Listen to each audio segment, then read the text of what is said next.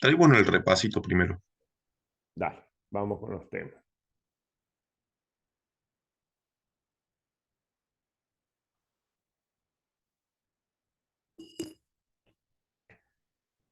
Muy bien, acá estamos con los temas. Este es el programa. Ustedes lo deben tener en la guía de trabajos prácticos, el programa. Nosotros vamos a comenzar con la unidad número 8. Esta unidad número 8, ¿sí? Nosotros empezamos al revés, ¿se acuerdan? Nosotros empezamos primero por la fuerza de campo magnético, primero, y después seguimos con las fuentes de campo magnético. En el primer caso, vimos la fuerza del campo magnético sobre una carga en movimiento. En este caso vimos la trayectoria, ¿sí? ¿Se acuerdan cuando una carga en movimiento entraba a una región donde existía el campo magnético, solamente campo magnético, no había campo eléctrico ni gravitatorio, entonces la partícula se desviaba, ¿no? Se desviaba debido a que la fuerza magnética que actuaba sobre una carga que se movía con una velocidad v en una región donde había un campo magnético, existía ahí una fuerza que es perpendicular. Fíjense que la fuerza magnética es perpendicular al campo y es perpendicular a la velocidad. Ahí estamos ingresando los alumnos. Entonces, a raíz de esto, si se mueve con una velocidad v en una región donde existe un campo magnético, bueno, va a aparecer una fuerza de origen magnético. ¿Tá? Esa fuerza de origen magnético tenía un valor igual a la carga por v por la velocidad. La velocidad por el campo magnético. ¿Estamos? Muy bien. Eso como primera medida. ¿Sí? Después vimos una aplicación, por ejemplo, al selector de velocidad y al espectrómetro de masa, ¿no es cierto? ¿Sí? Vimos esas aplicaciones donde existen campos eléctricos y campos magnéticos, ¿sí? Y luego vimos la fuerza magnética que actúa sobre un conductor, fuerza del campo magnético sobre un conductor que transporta corriente. Y también vimos el momento de torsión sobre una espira o una bobina. ¿Cuál es la diferencia entre una espira? Bueno, una espira es esto, y una bobina son n espiras. ¿De acuerdo? Estas son n espiras o n vueltas. ¿De acuerdo? Esa es la diferencia. A continuación de haber visto, acá vimos el momento dipolar magnético también, que era importante, ¿no es cierto? En el momento de torsión. Una vez que habíamos terminado el momento dipolar magnético, que decíamos que el momento de torsión era igual a mu ¿por qué era? Por B. Y mu era igual a que a I por A. Muy bien. A continuación vimos las fuentes de campo magnético, por ejemplo, la ley de Biot-Savart, que nos permitía calcular el campo magnético en algún punto en el espacio, ¿no es cierto?, debido a una corriente, ¿sí? Acá nosotros vimos el caso del conductor recto, que podía tener una longitud L o una longitud infinita. Aplicación al conductor recto y a una espira también. Lo aplicamos a una espira, la ley de Biot-Savart. A continuación, la ley de integral de Ampère, ¿no es cierto?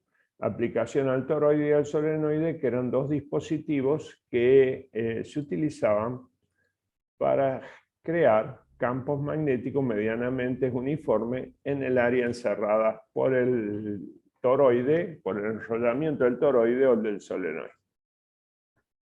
¿Sí? Esa sería la unidad número 8. La unidad número 9 tiene que ver con la inducción electromagnética. ¿Está bien? Acá nosotros presentamos la ley de Faraday, ¿sí? La fuerza electromotriz inducida en una bobina en rotación. Acá nosotros presentamos la ley de Faraday y también dijimos cuáles eran las maneras de inducir una FEN inducida en una espira, ¿no es cierto? En una espira cerrada. Nosotros sabemos que la FEN inducida era igual al negativo de la rapidez del cambio en el tiempo del flujo magnético. Ahora, supongamos que si nosotros tenemos una espira, ¿sí? Una espira o N espira, puede ser N espira también, ¿no es cierto? Que tenga un área A, ¿sí? Por ejemplo, le ponemos un vector área y acá va a tener un vector campo. El ángulo entre el área y el campo va a ser θ. Entonces, el flujo magnético que va a haber ahí va a ser B por A por el coseno de θ. ¿Está bien? Ahora, la FEN inducida va a ser el negativo de la derivada con respecto al tiempo de B por A por el coseno de θ.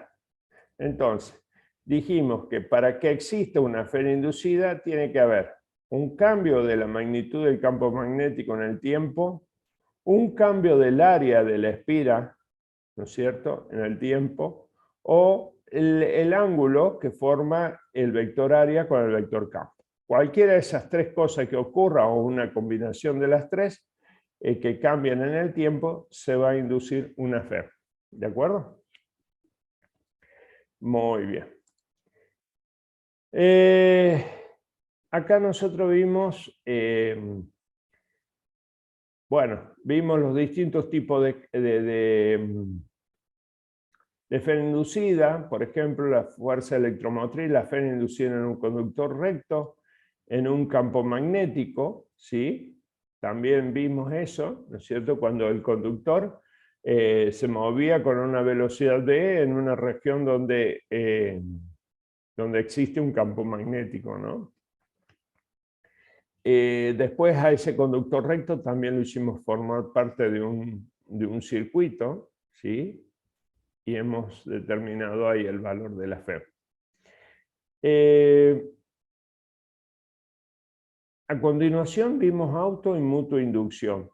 Este es un fenómeno, la autoinducción es un fenómeno donde los circuitos, debido al cambio de la corriente en el tiempo, se autoinducen una FEN, ¿no es cierto? Acá en la autoinducción vimos el caso de la inductancia y acá en la inductancia mutua, ¿no es cierto? Autoinducción cuando hay dos circuitos, ¿sí?, que se inducen una FEN. Acá en la autoinducción vimos el caso de la inductancia L, cuya unidad era Henry, ¿sí? Castellanizado, por supuesto, ¿no? Donde dependía de las características geométricas de la bobina, ¿no es cierto?, del circuito, algo parecido a lo que pasaba con el capacitor, parecía. Y la inductancia mutua también depende de las características y de la orientación de las bobinas, ¿no? Eso depende de la geometría en la que estén ambos circuitos.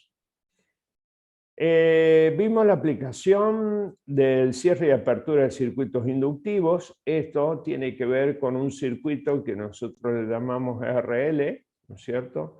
Vimos cómo la corriente crecía en el tiempo o decrecía en el tiempo, ¿sí? Analizamos las constantes de tiempo, hicimos gráficos también, y al final determinamos cuánto vale la energía almacenada en una bobina y a dónde se almacenaba esa energía. Y a continuación, la densidad de energía en un campo magnético, que era mu sub B, algo similar, calculamos la energía almacenada en un capacitor y la densidad de energía en un campo eléctrico. ¿Sí? Eso sería la unidad número 9. En la unidad número 10, que son las propiedades magnéticas de la materia, dijimos que de acuerdo a las propiedades magnéticas de la materia,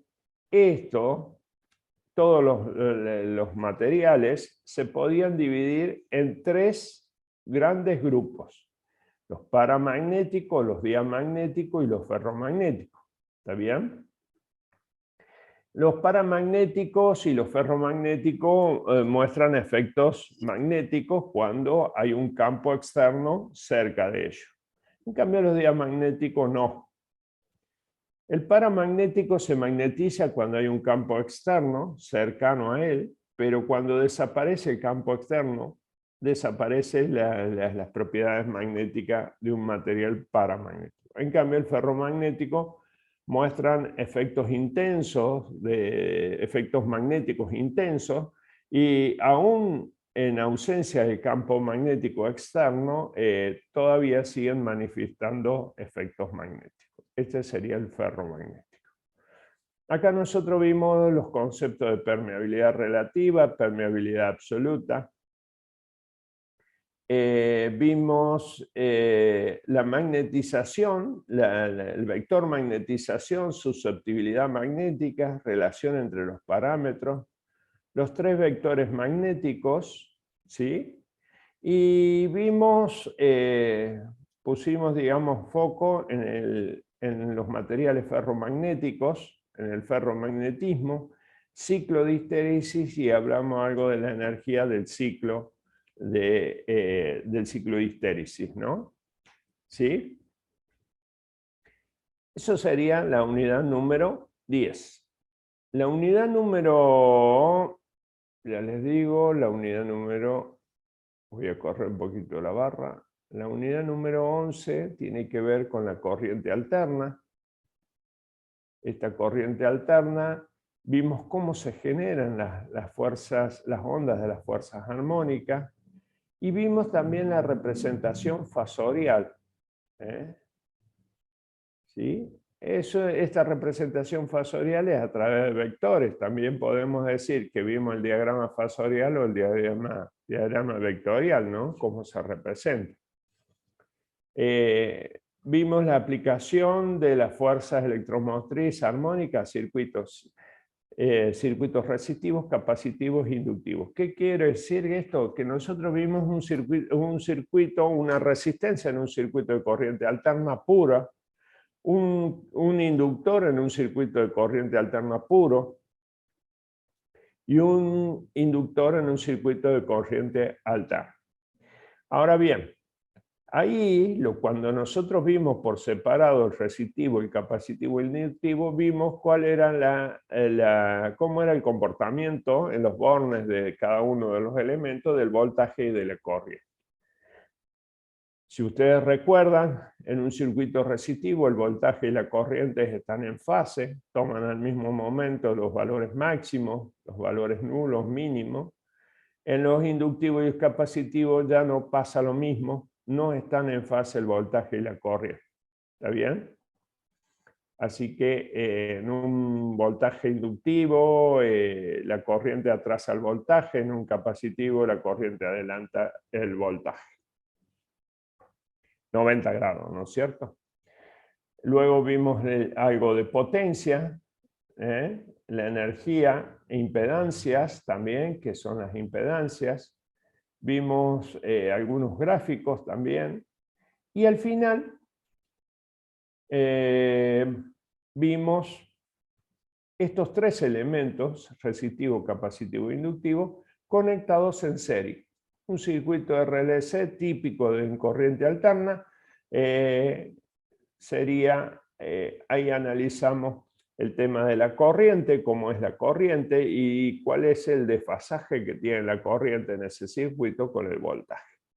El ángulo de desfasaje, y calculamos el valor máximo de la corriente que tiene. A continuación calculamos la potencia y la energía entregada, ¿no es cierto?, al circuito. El triángulo de impedancias, ¿sí? El de tensiones y el de potencia. Vimos los tipos de potencia que teníamos, ¿no? Potencia activa, reactiva y aparente. Resonancia en serie. ¿Qué era la resonancia? Cuando un circuito RLC estaba en resonancia, cuando la frecuencia de la fuerza impulsora era tal que el valor IRMS de la corriente tomaba su valor máximo. ¿Estamos? Determinamos cuál era la frecuencia de resonancia de un circuito RLC en serie. Nada más. ¿Estamos? ¿Preguntas hasta acá? ¿No hay? En la unidad número 12 vimos algunos fundamentos de onda y ecuaciones de Maxwell. Los fundamentos de onda dijimos que la ecuación de la onda viajera. Acá nosotros hemos planteado las ecuaciones de la onda, pero de una onda electromagnética, pero no la hemos deducido. Pero antes de la onda, nosotros en esta unidad vimos la ley de Ampère-Maxwell. ¿Se acuerdan? La ley de Ampère-Maxwell, que era la ley de Ampère-Maxwell. ¿Qué era la ley de Ampère-Maxwell? Era una generalización de la ley de Ampère, ya que la ley de Ampère solamente se aplicaba en los casos que había campos eléctricos constantes. La ley de Ampère-Maxwell, digamos, la generalización de la ley de Ampère, considera que también se puede aplicar a campos eléctricos variables en el tiempo, ¿no es cierto? En el caso de un capacitor que se carga y se descarga entre las placas, el campo varía en el tiempo, ¿no es cierto? Eso planteó acá el señor Maxwell, una generalización de la ley de Ampère. Luego vimos las ecuaciones de Maxwell, ¿no es cierto? Las formas integrales de las ecuaciones de Maxwell para el vacío, solamente para el vacío. Esas ecuaciones de Maxwell y la fuerza de Lorentz también, que también la habíamos visto, digamos, es la generalización del electromagnetismo, ¿no? Él reúne todas las ecuaciones y ve que algunas están relacionadas entre sí, ¿no es cierto? Tomando esas ecuaciones de Maxwell, analizándolas, a esas ecuaciones Maxwell, sobre todo la tercera y la cuarta, ahí podemos tomar la ecuación de onda, de las ondas electromagnéticas. ¿Qué son las ondas electromagnéticas? Son aquellas ondas que se pueden propagar en el vacío, donde tienen campos eléctricos y magnéticos vibrando, ¿no es cierto?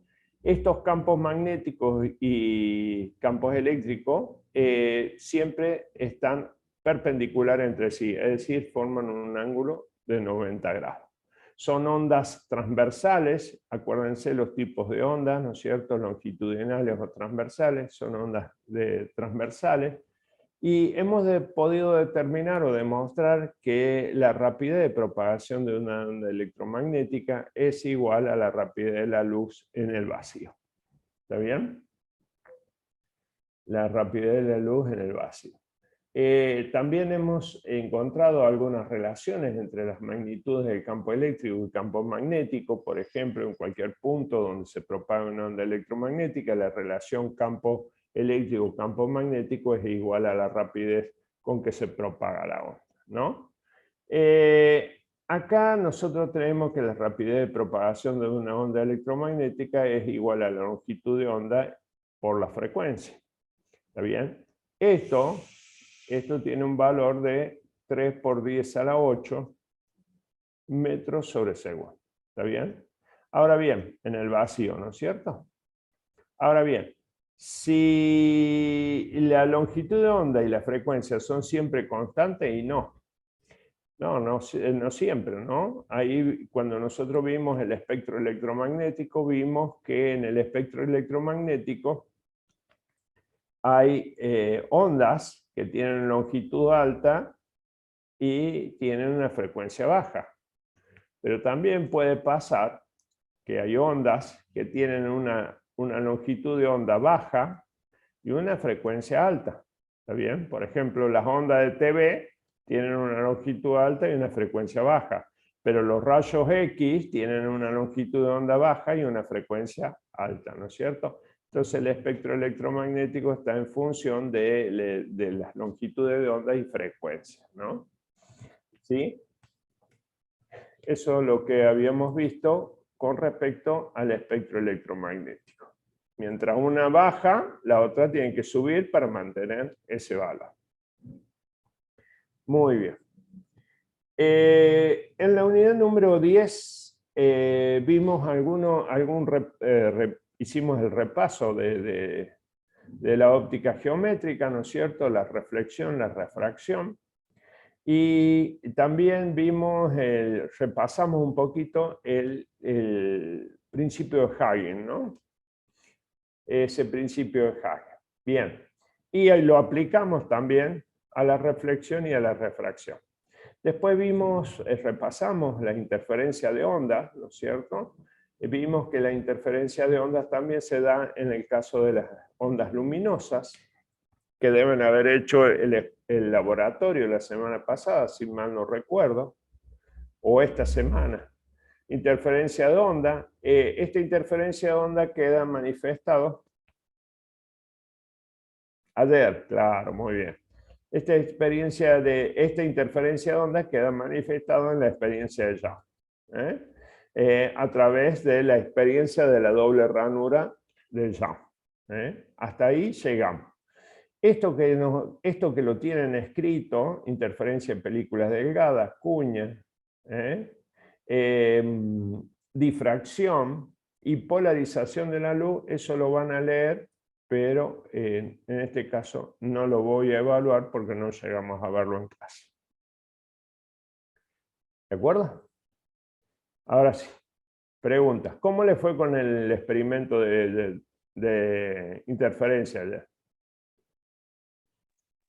Estuvo muy bueno. El tema es que no había suficiente láser para todos y al tener que medir la distancia del láser a donde estaba el papel que usamos para dibujar las franjas, bueno, se hacía medio complicado porque la cinta no llegaba o estaba muy lejos de la pared con respecto al láser y había que rehacerlo, pero fuera de eso, Miramos. fuera de eso Entonces, todo como quedó que bien. faltaron materiales. Sí, pero más o menos nos juntamos en grupos de Ajá. grupos, y lo logramos hacer. Bueno, bárbaro. Es muy lindo la experiencia esa porque, bueno, es algo que nosotros la teoría la podemos llevar a la práctica, ¿sí? Así que me alegro que lo hayan podido hacer. ¿Elevaron algún informe? ¿Tienen que hacer algún informe? Para el sábado que Bien, viene necesitamos hacer el informe. ok. Ya le voy a pedir que me pasen algunos informes a mí también. ¿Estamos? Así que el que pueda y tenga mi mail me manda una copia del informe que van a subir la semana que viene. Bueno, pero Dale. Bueno, ahora abrimos la sección de preguntas. Los escucho. Profe, ¿qué tipo de desarrollo nos podría llegar a tomar en el parcial? ¿De cualquier cosa? Eh, el viernes pasado hablamos que no iba a haber desarrollo, Gonzalo. Ah, no, yo no estuve Álvaro, porque estaba rindiendo, Álvaro. sí. Sí, no va a haber desarrollo, no vamos a cambiar la modalidad del parcial ahora. Ya lo propondré para el año que viene desde el principio, pero este año no vamos a cambiar la modalidad del parcial. Bien, bien, ¿Sí? gracias. ¿Alguna otra consulta? Y yo Bueno, tengo una duda, pero sí. no sé si es más del parcial o de experiencia. Cuando estuve leyendo, O sea, con la fuerza magnética, dice que la partícula debe estar en movimiento. Pero si yo Seguro. acerco un imán a cualquier lado, se pega el imán, o sea, como que hay una fuerza de atracción. Eso, ¿cómo sería? Aunque esté en reposo. O no es Mm, lo mismo. no, no. Ahí estamos hablando de dos cosas distintas, ¿sí? Vos lo que me estás planteando, ¿me dan un minuto? Sí, perfecto.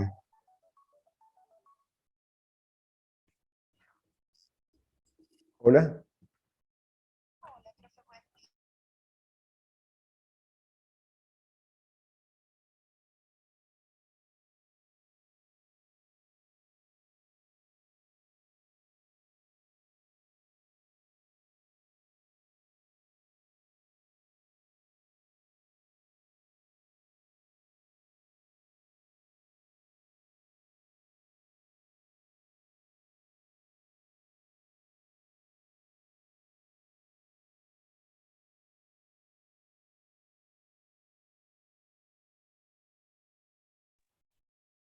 Bueno, ahí estamos de vuelta. Ahí te digo, a ver, vamos a ver acá. Son dos cosas distintas lo que vos me estás hablando. La fuerza magnética actúa sobre una partícula con carga, ¿sí? Por ejemplo, esta partícula está en un campo magnético, ¿está bien? Esa Sí. partícula está en un campo magnético, pero no tiene velocidad. Entonces, al no tener velocidad, la fuerza magnética es igual a cero. ¿Está bien? Pero esa partícula con carga. Si esa partícula con carga entra a un campo magnético con velocidad v, ¿sí? Con una cierta velocidad, fíjate vos, aparece esa fuerza de origen magnético que está acá. Es perpendicular al plano que comprende la velocidad y el campo magnético. Esa fuerza magnética se determina por esta expresión. Es una expresión vectorial, B por B, cuyo módulo va a ser, la fuerza magnética va a ser Q por B por el seno de θ. Ahora mira acá esto. En el caso anterior que nosotros dijimos, la velocidad era cero. Si esto es cero, esto es cero. ¿Está bien? ¿Y en qué otro caso sería B igual a cero? Un caso, para que FB sea igual a cero, tiene que pasar que la carga esté en reposo, cero. ¿Está bien? ¿En qué otro caso? En que la velocidad de la partícula con carga sea paralela al campo magnético. En ese caso también el θ va a ser cero, el seno de cero es cero, entonces ahí la fuerza magnética va a ser cero. Eso es una cosa.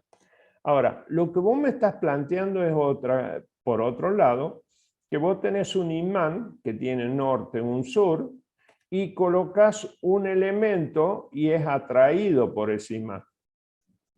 Pero eso es una atracción que se produce sobre los materiales que son ferromagnéticos. Pero es una atracción entre el material y el imán. ¿Entiendes? Ah, no es una fuerza, digamos, Sí, es magnética. es una fuerza magnética que al igual que es una fuerza magnética que al igual que la fuerza eléctrica es inversamente proporcional al cuadrado de la distancia. Sí, claro, hay una fuerza magnética, una fuerza de atracción. ¿Está bien? Una fuerza de atracción ahí. Todo esto se da solamente en los materiales que tienen un contenido de hierro, ¿no es cierto? ¿Sí? Una atracción. Como Sí, también sí. puede haber una fuerza de atracción entre dos imanes, ¿no es cierto? Por ejemplo, sur y norte. Acá va a haber otro imán, va a haber una fuerza magnética entre ellos, ¿está bien? Pero para que haya una fuerza magnética, por ejemplo, si tengo dos nortes, ¿qué va a pasar ahí? Bueno, esos imanes se van a repeler entre ellos, ¿no es cierto? ¿sí? Porque son Sí, dos sí. polos iguales. Ahí hay una fuerza magnética. ¿Estamos? ¿Sí? Esto está relacionado, lo anterior, a una partícula con carga en movimiento. No Ah, sé bien. si está claro un poco. Sí, sí, profe. Y entonces, Para digamos que... terminarla, Ah, para perdón. terminar discúlpame, para terminar de aclarar, fíjate vos cuando vimos campo magnético, fíjate cuál es la diferencia entre fuerza magnética y fuerza eléctrica. Ahí te va a terminar de cerrar todo este tema. Cuando existe una fuerza magnética y cuando existe una fuerza eléctrica. ¿Sí? Ahora sí, ¿qué me querías preguntar? Yo le quería preguntar si también funcionaba con las cargas, digamos. El campo magnético se rechaza, digamos, las cargas positivas y atrae las cargas negativas, o cómo funciona esa. Sé que tienen Bueno, direcciones opuestas, pero no sé fíjate cuál es vos, cuál. acá tenés una carga que tiene una velocidad v entre a una región de un campo magnético. Esta va a recibir una fuerza de origen magnético en dirección perpendicular. FB, ahí. Esta es perpendicular a esta y esta es perpendicular a esta. ¿Está bien? Es decir, son perpendiculares al plano de la velocidad. Ahora, si la carga es negativa, y estamos en la misma condición de velocidad y campo magnético, ve, ahí, la fuerza que responde al producto vectorial, F igual a Q por B, en este caso tendría que ser para arriba, la regla de la mano derecha, ¿se acuerdan de eso? Ponemos la mano derecha en la dirección de B y cerramos la mano hacia la derecha. Ponemos la mano en la dirección de la velocidad y cerramos la mano para la dirección del campo magnético. El pulgar me indica la fuerza magnética. ¿Está bien? En este caso tendría que pasar lo mismo, pero como la carga es negativa, la dirección de la fuerza es contraria. ¿Está bien? Esta fuerza va a actuar en sentido contrario a esta fuerza que está actuando sobre una carga positiva. No sé si eso responde a tu pregunta. Claro, o sea que la regla de la mano derecha es para las cargas positivas y la invertimos para Exactamente, las cargas negativas. Bien, bien. exactamente, Ahí entendí. exactamente. Gracias, profe. De nada.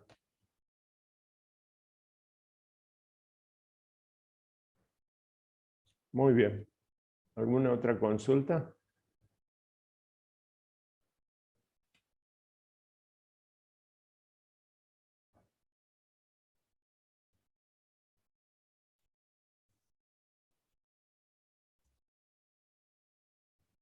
Muy bien.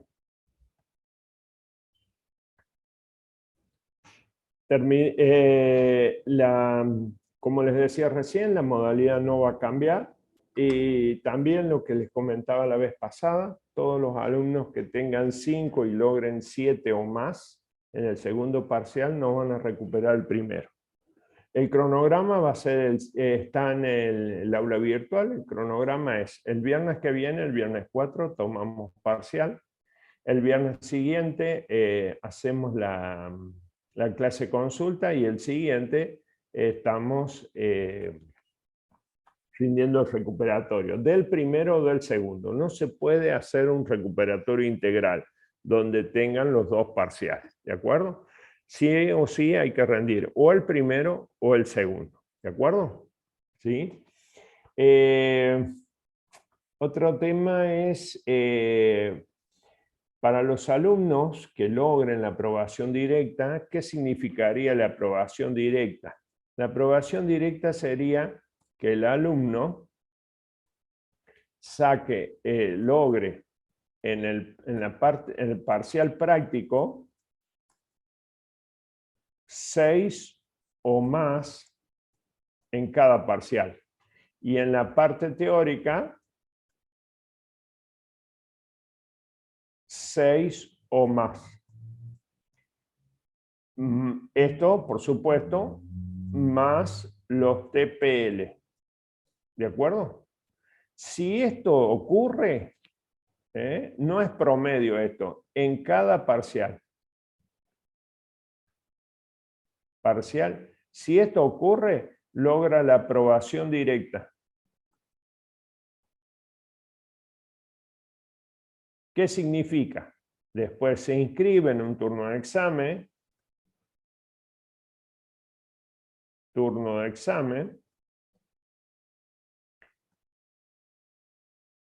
Y ahí le pasamos la nota, al acta. Acta. Ahora, por el tiempo que estamos ahora, esto de inscripción del turno de examen tiene que ser a partir del segundo turno. Inclusive, ¿Sí? No en el primero. ¿Por qué? Porque nosotros vamos a cargar las notas, y a veces impactan al día siguiente y a veces demoran 48, 72 horas a impactar en la autogestión de la universidad. ¿Está bien? Por lo tanto, si nosotros pasamos la nota y no la impactaron, entonces no se puede encargar la nota de aprobación directa en el acta. Ahora, una vez que impactaron las notas, que ustedes vean en la autogestión que ya está todo listo, está todo ok, ya se pueden inscribir a partir del segundo turno cuando ustedes quieran. Puede ser en el tercero, puede ser en febrero, cuando ustedes quieran. No, eso ya lograron la aprobación directa, ya es de ustedes. ¿De acuerdo? ¿Qué pasa si no logran la aprobación directa? Bueno, la parte práctica, la teórica, más los TPL, trabajo práctico de laboratorio. Si ustedes logran un 4 acá, están regularizando. Regular. Si logran acá un 6, es la promoción teórica. Esto lo van a ver en la autogestión.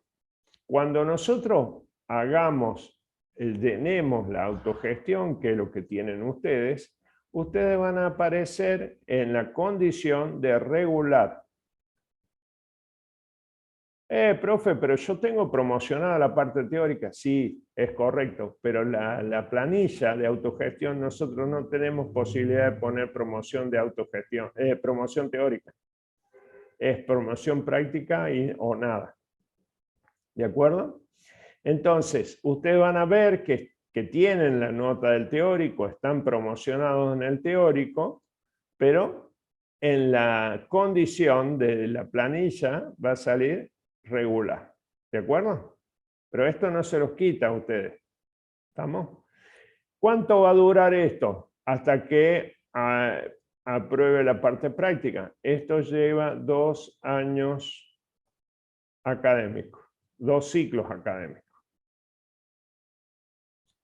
¿De acuerdo? Si usted en ese tiempo no aprobó de alguna manera la parte práctica, se cae la promoción teórica. ¿Estamos?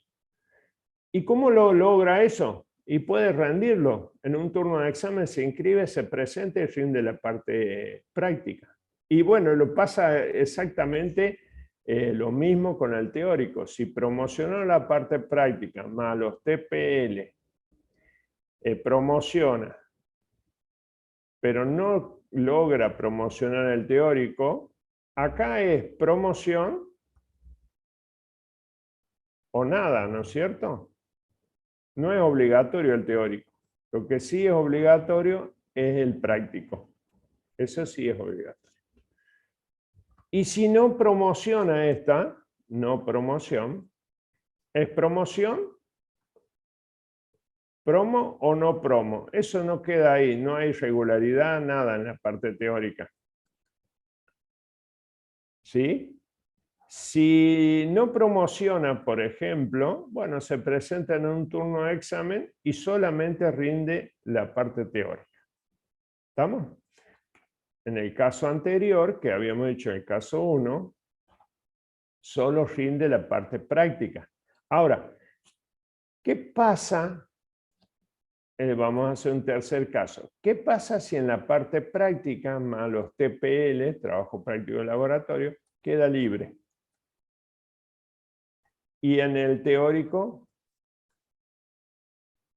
está promocionado. Si es esta condición, el alumno está libre. Profe, pero yo promocioné la parte teórica, pero está libre acá. Entonces, no sirve, no se puede computar la promoción teórica. Entonces, para que se pueda computar la promoción teórica, por lo menos el alumno tiene que lograr la regularidad práctica. No sé si queda alguna pregunta, si fui claro o queda alguna pregunta. Está claro. Perdón, Sí. en realidad tengo una duda con respecto a las unidades, porque entré cuando empezó con la 9 y Ujú. tengo algunos otros compañeros que se preguntan si empieza desde la 7 o desde la 8. Desde la 8. Ah, bien, perdón por cambiar el tema en realidad. No, por favor, no hay problema, para eso estamos. Unidad número 8. De ahí hacia adelante. Sí, ¿habían levantado la mano o Profe, está sí, probando sí. las opciones? Yo tengo una duda. ¿Eso del 5 y el 7 también cuenta al revés? O sea, el primer parcial 7 y el segundo 5, ¿o solo para el primero 5 y el segundo Sí, 7? lo vamos a hacer en las dos situaciones. Ah, bien, bien, gracias. Sí, para darle una mano. Pero esto entre nosotros no va a quedar publicado en la aula virtual en ningún lado, ¿no? Es un arreglo entre ustedes y yo, nada más. ¿Eh? Es para darle una mano este año.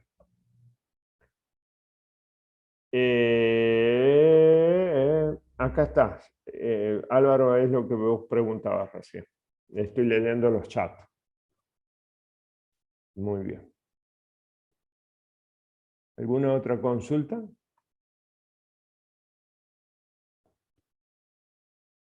¿Cómo vamos a estudiar? Bueno, tenemos la carpeta de clase, tenemos los pequeños apuntitos, esos resumen, y el libro, ¿no es cierto? El libro que lo pueden tener digital, lo pueden pedir prestado en la biblioteca.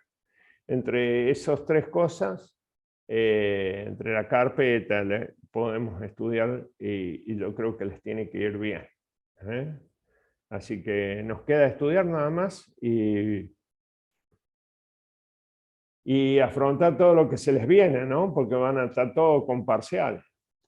Todos los profes, todas las materias quieren tomar parcial, necesitan tomar parcial. Sí, está complicado. Pero bueno, es así la vida del estudiante que vas. Profe, los temas que no aparecen en sus apuntes, no los estudiamos en el libro, los que no aparecen. No, porque lo que vimos en clase son esos. Bien, bien, bien, gracias. ¿Estamos?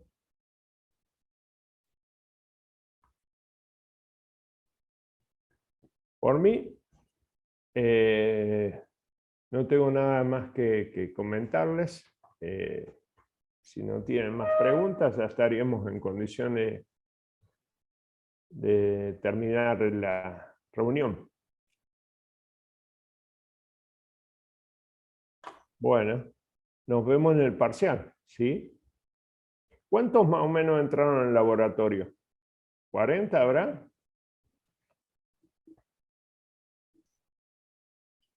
No, yo creo que llegamos más. Más de 30 o 40. menos. Ah, 30 o menos. Sí, no éramos muchos. No mucho. Perfecto. Es para más o menos tener una idea de cuántos parciales tengo que hacer. Bueno, gracias por el dato. Más o menos esa cantidad. Bueno, estoy atento. Cualquier duda que tengan, me lo pueden consultar ahora o después me lo mandan por mail, como a ustedes les parezca. Listo, profe. Perfecto. Bueno, que les vaya bien. Hasta Buen fin luego. de semana. Tengo buen día, profe. Gracias.